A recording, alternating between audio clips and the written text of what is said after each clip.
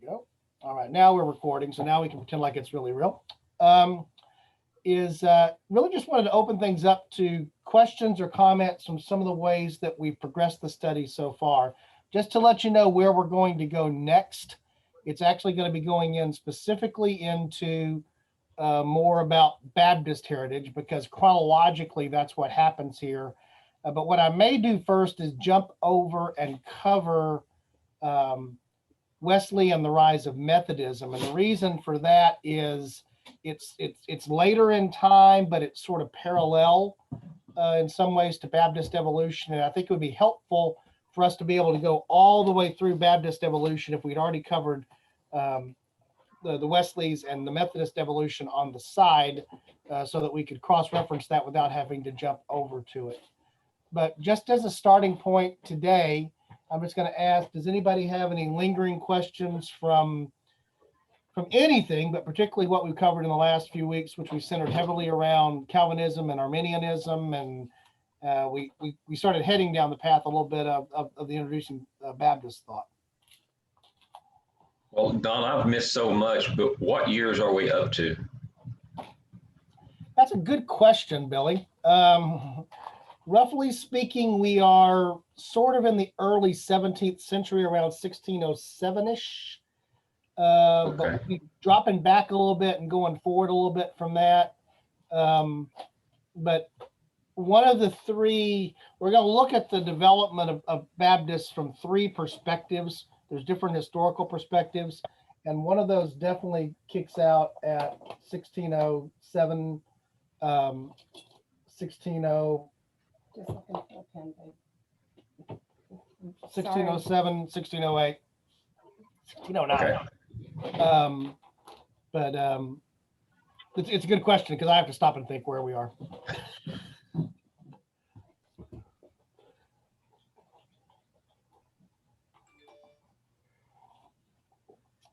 Any other specific questions? If not, I want to throw some general questions out on this one.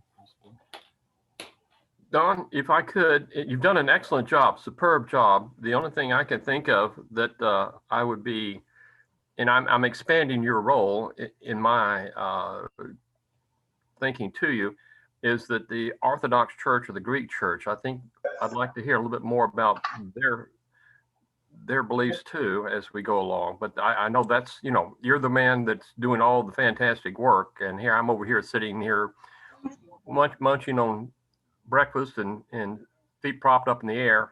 So that's just a thought. I appreciate that, Mickey. And I'd like to go back to that too, because, we sort of left the Eastern Church, of which the Greek Church is part of that. Right. When we split things at the 1054 split, because then we followed along the Western Church, the Catholic branch, to get down to the Protestant Reformation. I think it's valuable to go back. It's even valuable, I think, to go back. I think I may have touched on it a little bit, but certainly not to the degree I think that's worthy of it. Because a big part of modern Christianity are the various Eastern Orthodox churches, the Greek Orthodox Church, the Russian Church, the Armenian Church. All of those churches are a big part of Christianity today.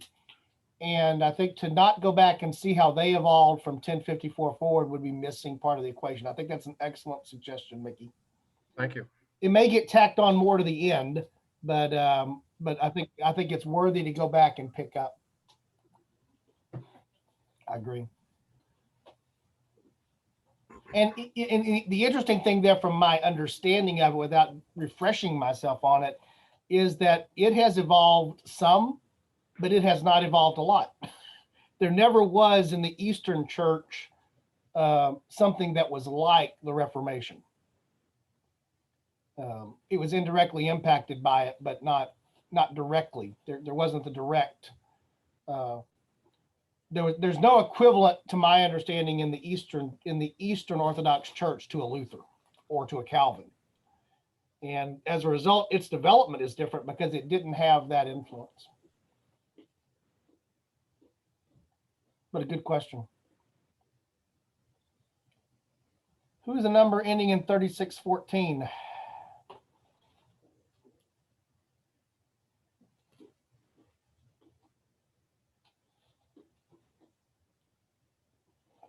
I don't know. Oh, they're muted. All right. Other questions?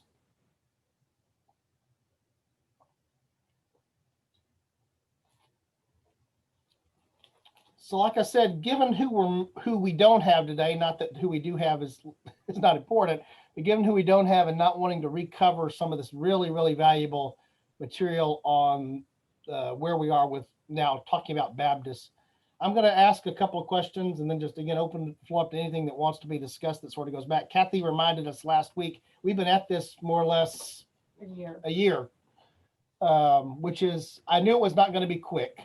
Because I knew it was me and I knew what the topic was, but I'm a little surprised that, I figured we'd run 8-9 months and we still probably have another at least 2 to 3 to really go to finish it out right. But I guess my question would be, what has surprised you over the last year that you learned that you either knew and forgot? Because that happens to me all the time. Kathy asked me a question yesterday that as soon as she gave me the answer, I'm like, I knew that, but I couldn't have called it to mind if you had wanted me to. What has surprised you, or you didn't know, or you did know and got reminded of, the type of thing that, I hadn't thought about that. Either hadn't thought about that at all or hadn't thought about that for a long time. I'm just amazed at how much history is actually traced back as fact. How much history we actually have in our history that we know? Yeah. Yeah. I agree with that. And, the flip side of that, which is, I agree with that. It's amazing what we know, right? Or that we've learned or that we've discovered. I'm also amazed the number of things that just seem so obvious that we ought to know that we don't. That part also always astonishes me when I do, research for this or, research for the little endeavor that Alexis and I do. It's like, how come we don't know that? That's the question I want to know the answer to. And Right. you just discover, without chasing this topic too far, but I'm listening because it's a free audio book right now on Audible. So I noticed it and downloaded it and started going through it. It's just one of these. It's been a pet thing of mine for a long time. The Kennedy assassination. I'm looking over here at my bookshelf now. I have about 9 inches worth of books on my bookshelf that are related somehow to the Kennedy assassination, which is a fascinating event to me. And of course, all the conspiracies and debunking conspiracies that flow around that. But the amazing thing when you listen to anything, whether it's somebody who's arguing that Oswald acted alone or the most ridiculous of all conspiracy theories, is you'll quickly discover that there's a lot of things that happened that day. And that was in 1963. So it hasn't been that long ago that you can't pin down with any certainty. And this is when the eyewitnesses are still alive and you can still talk to people and you can still go to the place and the place looks more or less like it did before. That whole bit. And so that always astonishes me. Yeah. And then you get into church history and what we know we have the book of Acts, which is a strong record, but then what we don't know as well.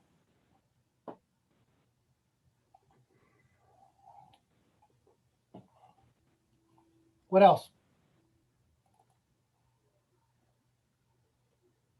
I think I've kind of touched on this many times, but the thing that I guess on one hand concerns me is that I know it's not appropriate to teach a lot of church history to like second, third, fourth graders. Maybe it should be introduced to people in their teens, and maybe it was, and I wasn't paying attention. But I think there's benefit to a lot of people to understand a little bit more about church history than I think the average church person does. And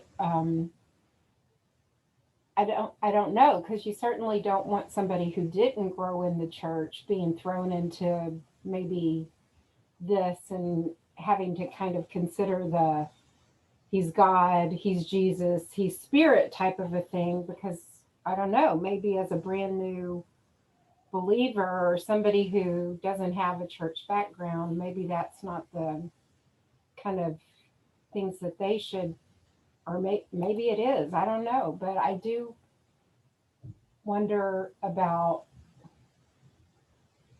how to help other people in the church kind of understand the history a little bit more. We've spent a year doing this, and like I'm still wondering, how much am I going to remember? Well, and then I think Kathy raises an excellent point. It's tough to figure out because it's not like school, in the sense that if you have, most of us and our kids were raised in the church. So we were in Sunday school as kids, and we progressed through, or our kids were in Sunday school as kids and progressing through. And so the curriculum, their familiarity with the Bible comes from having been in a structured environment. But then you have I think I've told this story before, but it's worth telling again. You have new believers that, come with no church or biblical background at the age of 30 and suddenly, are dropped in with none of this. And I was reminded of that. You probably told the story before about when I taught at the church that Kathy and I grew up in, and was teaching a class and realized I had a men's class of like 5 or 6. 3 of them were deacons. 1 of them was a new believer. There was no possible way that I was going to be able to teach to meet the needs of everybody in the class. A choice had to be made about flexing towards what that new believer needed, which was going to probably seem in some ways very simplistic, and moving back for those, folks who'd been believers for older than I was at that time, or double as old as I was at that time, versus the other perspective. And so, a lot of churches do this new believers classes and, discipleship training and other things to do that, but it's hard to know how to do that in a systematic way. And then the other thing, my tendency, because I have a love of history and I enjoy going deep in these theological discussions, is to go deep. But going deep has required a year and more. And so you could also do, you could do 1 month of overview, the very high level, and get a lot of it imparted, but you would be skipping over a lot of the things as you did that. And so the trade-off is also trying to figure out how broad to go and how deep to go in a lot of things. And that's hard because not every student is going to be at the same place, nor do they have the same level of interest. But I agree with Kathy's point. My study of church history improves my faith in who God is and what he's done. It doesn't undermine that. And it gives me an understanding and an underpinning for where we are now and how we got here, which I think is valuable. But I also understand that it can be, and is, and has been, as we've gone through this, it can be confusing. It can be really confusing. And so I think balancing those things gets really, really hard, at least in my mind.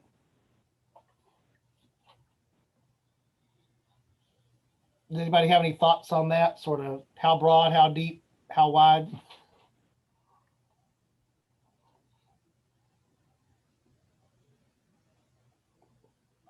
Well, the other thing that struck me, because it'll be what we pick up on next week, and it was what I was working on yesterday, tidying up preparation.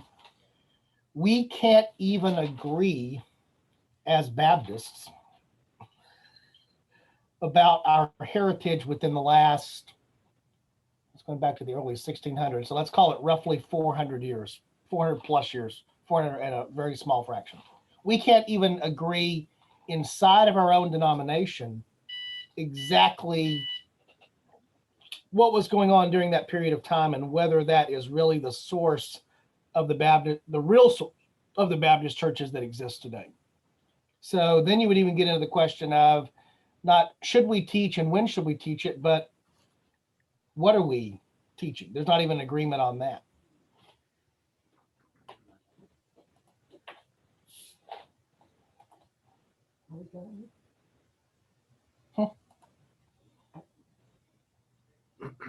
Yeah. I think Doug, did you hear me? Yep. Apologize. It's valuable for one agree with all of it. All I told was we can't on Doug, you're cutting in and out really bad. and even if we can't do all the historical things, I think it's good for us to try to learn what happened in the past and how it affects our. Well, I definitely agree. Even if we can't know to, 100% level of certainty, the exercise of talking about even what the possibilities are is valuable. And also recognizing, when I say that as well, there is broad agreement about a lot of things, particularly as we draw more into more, if you will, modern history of every denomination, because that's better documented and better known. And so there's some things we just don't know for sure. There's some things we know with a high degree of certainty. So there's that even has a spectrum attached to it. And by the way, church history is no different than regular history in that sense. There's things that we have a high degree of certainty about and know that we know, and then there's things that we treat like we have a high degree of certainty about that aren't nearly as certain as maybe we think they are. Right. I was actually watching, I guess it was a YouTube video this past week talking about a particular battle, and this was a Civil War battle. And there's 5 or 6 different stories about what happened at this particular moment in the battle. And everybody knows the outcome. So the outcome is certain and we know the impact of the outcome, but that particular moment in time, we're never going to know probably exactly what happened because it just wasn't recorded. There's different accounts. And by the way, everybody who's giving an account probably is giving the truest account that they know to give. They just have a limited span of knowledge. And that's frustrating to me sometimes. It's like, you were there. What do you mean you don't know? Well, we all see things through different perspectives, even if we see the same event. And then the human memory is also an interesting thing. It can be easily fooled or tricked. I remember that from Introduction to Psychology in college. You can plant for yourself even differentials about the memory of what it was. Let know what somebody else does. Yeah, and Don, don't you also think that tradition and we never done it that way comes into our belief of, well, this is fact, this is this is the truth, and really it's just the way we've always done it. Yeah, I agree that that's definitely the case when it comes to like theological things. If you have, that really is the challenge of what Luther was doing. He was going to a church that, it's like, well, that's not how we've done it. But this is what the Bible says we ought to be doing. And there's conflict there. That's the scripture versus tradition conflict that arose there, which happens over and over again. Yeah. Or the other thing which is true is that we tend, this is a little bit of psychology mixing in with how we approach our theology, is that things that are complex are tough to hold on to. And so the tendency of the human mind in order to work is to simplify things. Yeah. And that's actually a good thing. I may have used this analogy before. The people that I work with get tired of me using it because I use it constantly with clients and with prospects, but I do it for a reason. Most of you, and you may have heard me say this before, even in this class, most of you have heard of KISS, right? The KISS concept, keep it simple, stupid. Yeah. I always have hated that since I was a kid, the first time I heard it. And the reason I hated it was the inclusion of the word stupid. Mm-hmm. I never liked the fact that it sort of meant that, somebody was stupid or something was stupid. And so I've modified that as an adult.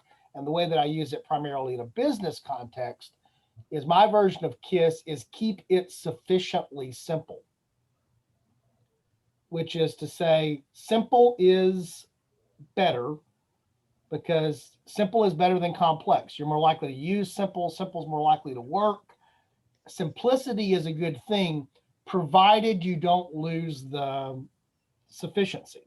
That's the balance between simplicity and sufficiency. So keep it sufficiently simple. I use that a lot with clients about how we're going to design their solutions and things like that. We're going to make it as simple as we can, but not so simple that it loses the capability to do what you need it to do. Right. And I think I bring that approach because I can use that a lot every day in my business life. I think I bring that approach to even how I, try to approach this is what is the level of, and I don't achieve this, I don't think regularly, simplicity versus sufficiency. But finding that balance is hard.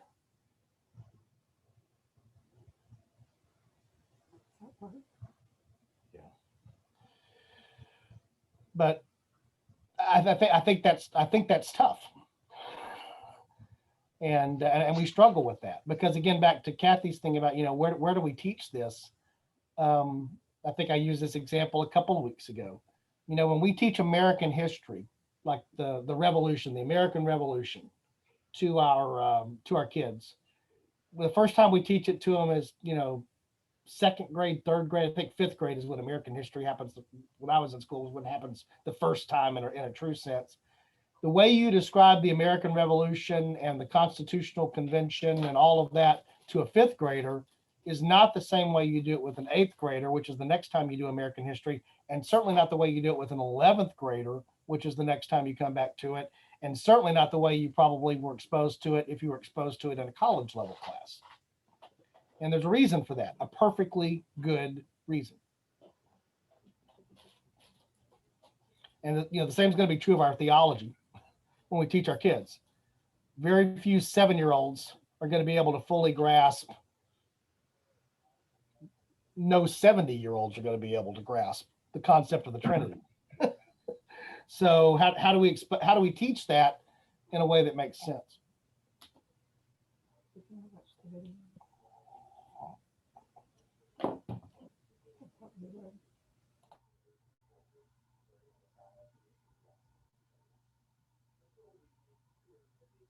What other questions or comments? Those are all good.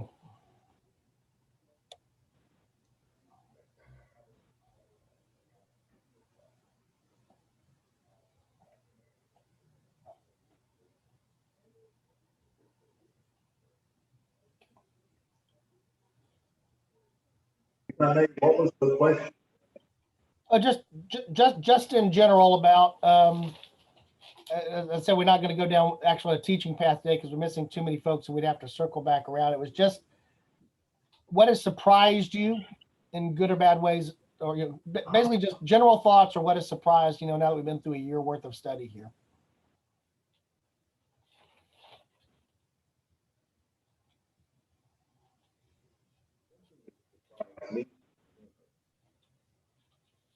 Is capital vengeance with Protestant towards their almost match that of the Catholic. That surprised me. I think that having been capital punishment had a little better sympathy or mercy.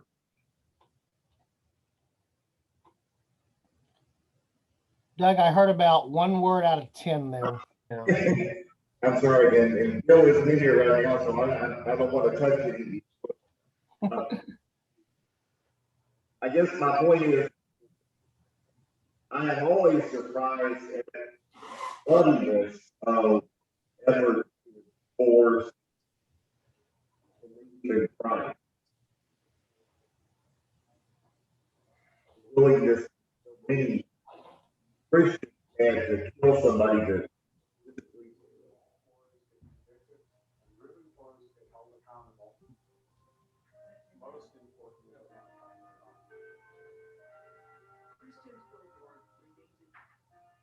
You there, Doug?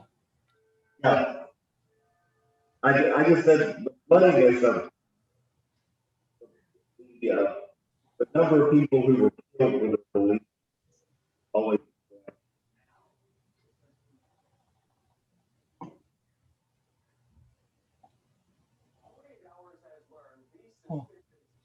I think I heard your question about, I guess, I think, because again, we heard about 1 out of 10 words. You were surprised by the number of people that had to sacrifice or give their lives for various things. Is that what it was?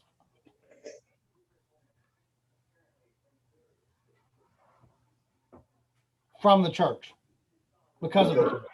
Yeah, not from outside persecution, but the persecution, if you will, that came from the church proper. Yeah. And we're going to see when we dig into the early years of Baptists in England that was even more the case, which is shocking, because you would think that after the reform had taken hold that there would be less of that, but in fact there was actually more of that for a period of time before there was less of that. The growing pains of the reform. But did that persecution come from the Catholic Church? Well, in some cases, yes, the Catholic Church persecuted Protestants, but Protestants persecuted other Protestants. For example, in a lot of early Baptists, the persecution came from the Church of England, from the Anglican Church, or from the Crown. We're going to see as we dig more into the next few weeks, as we dig more into the Baptist heritage there of, the concept of religious liberty was intrinsic to a lot of Baptist thought, perhaps borrowed from the Anabaptist thought to some degree, but it was also because of what they were experiencing, where the crown was still telling them this is how you're supposed to worship, and they didn't feel that was scriptural. So how do you balance that? We are so blessed in the United States to have the level of freedom that we have to worship. The religious liberty we have here is not perfect, but historically, looking at it and looking at it in real time globally, it's phenomenal. And it wasn't accidental. It came out of things that happened, and things that particularly happened in the denomination that we affiliate with, where this was an important concept that was brought over and over again. And Doug sent his thing by text mail that Kathy's pointing out to me. When did the church kill the first heretic? I'm going to answer that in what may seem like a somewhat flippant way, but it's not a flippant way, because it's not what we would think of as the church. But the Sanhedrin thought they were killing a heretic when they killed Jesus. And then shortly after that, even in the period of Acts, we have some of the things that were going on that were strife that were between Christians. Certainly by the time we get to the 1st and 2nd century, there are those that are being put to death that are inside the context of the church for the things that they are advocating that either for where they weren't considered mainstream or orthodox, or that weren't considered mainstream or orthodox overall. Don, what years was the Knights Templar supposed to be protecting the Christians in their travels?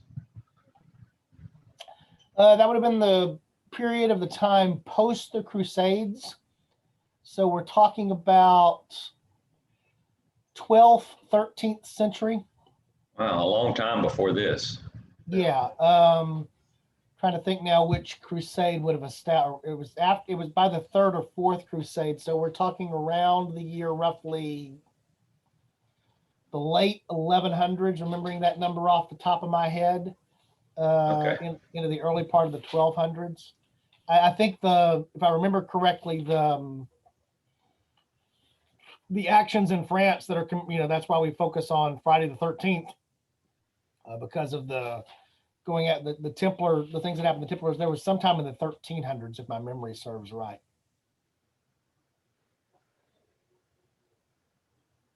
And again, I asked the question, what struck you? One of the things that I'm reminded of, especially when you do a survey thing like this, it's easy to compact time. And what I mean by that is, when you're going through several times we've gone through like 100 or 150 year swath of something that happened historically in one class. And so you tend to think of that as being in a much shorter frame of time than it really is, you've heard me use this analogy before, like putting, thinking back to if today were this, the thing we're talking about would have been this event in American history kind of thing. And, it's easy to think, oh, that's just 100 years. 100 years is a really long time, or a couple of 100 years is a really long time. And so, for example, we're going to be talking about, the outgrowth of the first Baptist churches that were recognized as such on English soil in the early 1600s. That's about 100 years removed from Luther, tacking up the theses in 1517. But yeah, in my mind, the thing I have to guard against is almost like oh, that was last week. Right. It's that realizing that's 100 years. That's 2-3 generations. That's, it's easy to sort of, if it makes any sense, to compact things that way. And we have to guard against that. Keep it sufficiently simple. Yeah. And just recognize that, that it's time. Yeah. And I struggle with that sometimes, as I'm, okay, that's 1215 to 1517. Well, that's 300 years. The United States hasn't been in existence in 300 years. If you go back 300 years from now, you're back into early colonial England in the United States. That's just a tough thing, I think, to sometimes get our head around.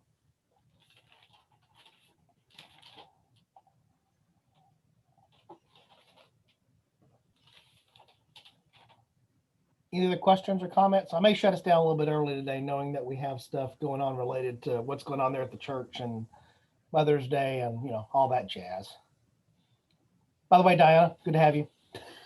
I saw you come in. Who else on Bill's computer? Thank you.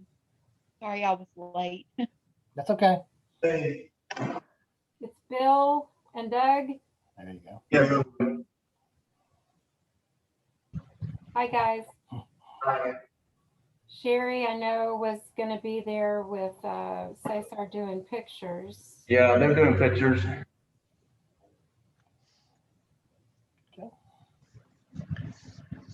So let me give a little preview then, and we'll go ahead and end up a little bit early. Next week, I'll put some links on our webpage, the Sunday School site webpage. We're going to pick up with Baptist evolution, and found some really good overview videos. They're a little bit like the Ryan Reeves videos from Mid-American Baptist Theological Seminary. So I'm going to use some of those as some of the links that are there. So I'll post links for those if you want to get ahead of the curve a little bit. And we're going to see, though, in those videos, we're going to look at the 3 major branches or thoughts on the origins of Baptists. We've already talked a little bit about that, the concept of landmarkism and primitivism, the trail of blood kind of approach, an offshoot of Anabaptist kind of approach, but then also a Reformation separatist type of approach. But then we're also going to spend a little bit of time, because this now ties into that very early Baptist church in England. We'll be picking back up on some of the things we talked about in Calvinism versus Arminianism, because we're going to come to realize there's this thing called general Baptists and particular Baptists. So that's one of the things that we'll also pick up and talk about next week. And that ties back to some of the views on how atonement works that come out of the Calvinism, Arminianism debate. And then after getting past that first little stretch there, probably going to jump over, and that's where we're going to pick up John Wesley and the Methodist movement. And then we will come back, really then focusing, after we go pick up the Methodist part of things, we'll come back to focus on the Baptist church in America, which is separate from the Baptist church in England, although obviously connected between the two. And that'll sort of bring us up to date. And then I think Mickey's made an excellent suggestion to go back and put at the end of this thing, to go back and pick up the Eastern Orthodox Church and how it evolved after 1054, because we sort of left that branch when we followed the Western Church to move forward to where we needed to go down this path. So that's sort of what's coming in the near term. Any questions about that? So that'll be the following 6 months. No. That won't be more than 2.5 to 12 months at most. Okay. Have you guys before I couldn't hear that. when George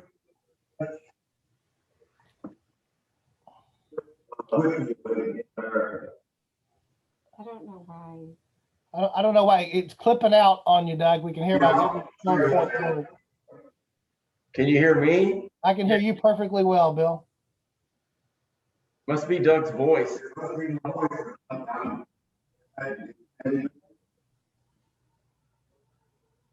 He was asking him, have we covered George Whitfield yet?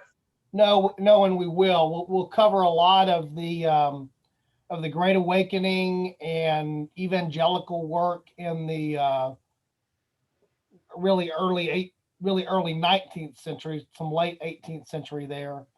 Because one of the other reasons for jumping over and covering the Methodism break off, it's important because major branches of modern denominations flow off of that, including the Methodists. But the other reason for doing it is how that injected energy into missionary activity. The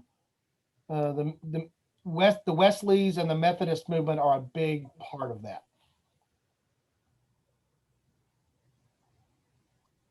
A big part of that. And how that influences back on Baptists and how that influences back on others.